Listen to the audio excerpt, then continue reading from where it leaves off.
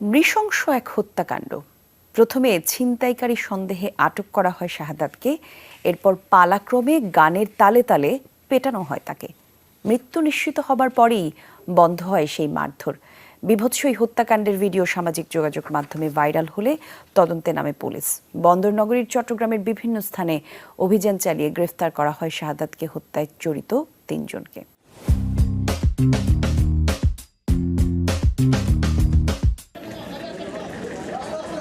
পুলিশের হাতে গ্রেপ্তার হওয়া এই ৩ জনই গত ১৩ আগস্ট গানের তালে তালে পিটিয়ে মৃত্যু নিশ্চিত করেছিল সাদাত হোসেনের।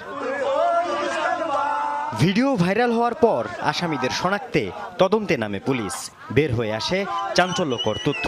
চট্টগ্রাম ছাত্র জনতা ট্রাফিক গ্রুপ নামে একটি হোয়াটসঅ্যাপ গ্রুপ থেকে পোস্ট দিয়ে ২ নম্বর গেটে আসার আহ্বান জানানো হয়, যেখানে আগে থেকে বেঁধে রাখা হয়েছিল